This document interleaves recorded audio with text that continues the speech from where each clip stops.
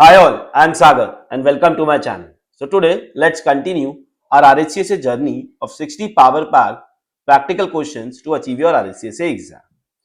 So for today, our question number 28 is based on the Linux boot failure and you are going to land up in the emergency mode because the XFS file system is corrupted. So in the exam, you will not get the exact reason why your Linux machine is not able to boot or why you are landing up in the emergency mode. So in the exam, you have to identify or debug it with systemctl, journalctl, that why your boot is getting failed and you have to fix it and boot up the Linux machine. So let's first see what is the scenario given to us.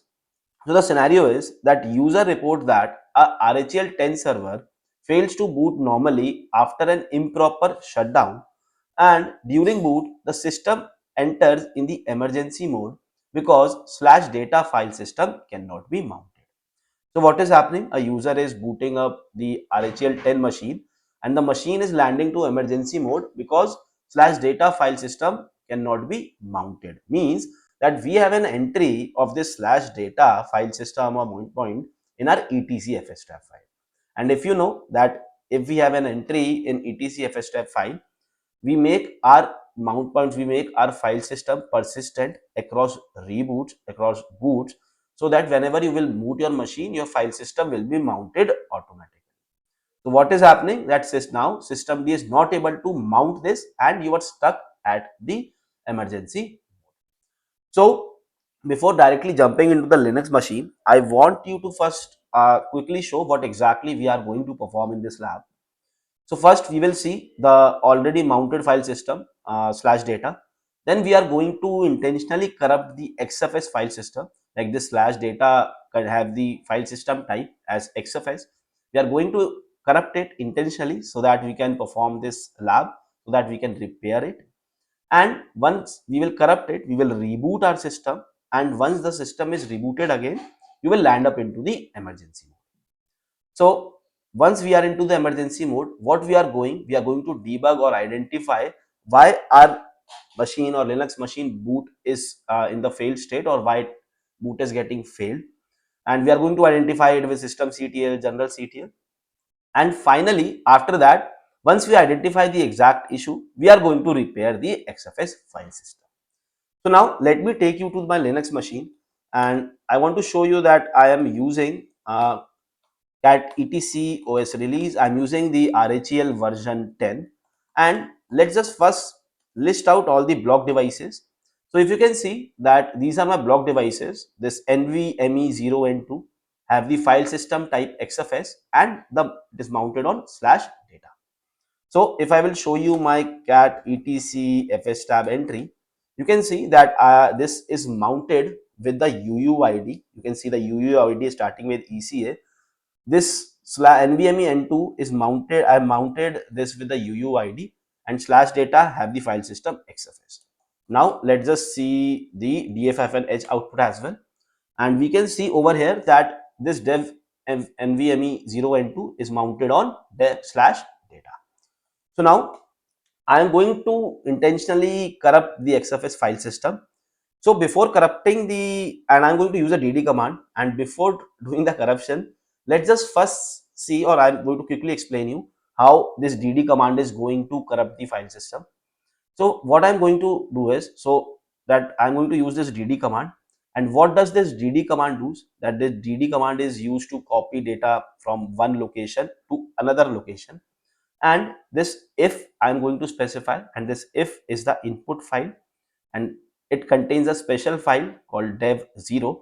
This file produces endless zeros, and we are going to copy these endless zeros to a destination file which we specify in off, or the output file you can say, to, like, this is our targeted file which is dev nvme0 and 2. We are going to copy these endless zeros in this our device which is nvme0 and 2, and like till where we will copy it, we will give the block size count 4096, which is 4 KB, and count equals to 1. Means that only on the one block we are going to copy 4096, like we are going to copy 0 bytes till 4 KB.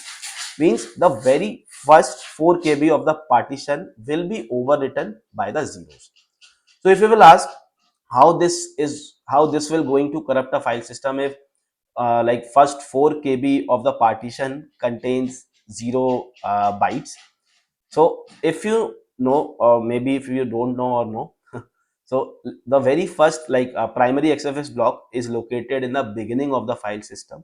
So what does it mean? So when we have not like before running this command, what exactly partition contains? In the very first block, it contains the very useful information through which your kernel identifies your device.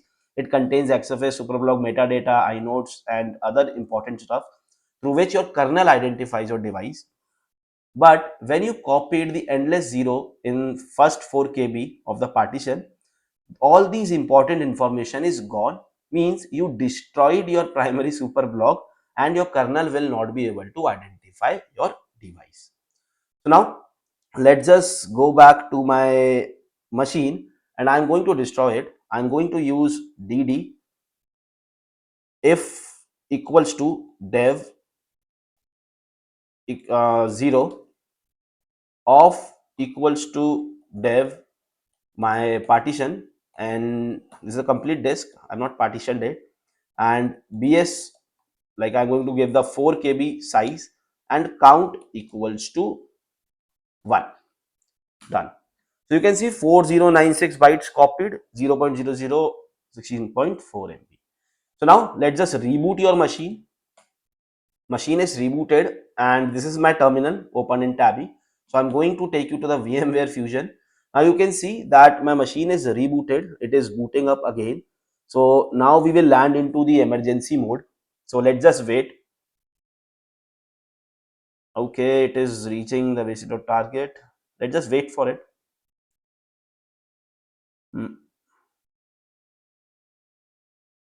Okay, now if you can see, I'm just, it is actually at the end, so I've just hit enter. It is asking to, it is asking to give the root password for maintenance. So you are into the emergency mode, so I'm going to do the, give the root password.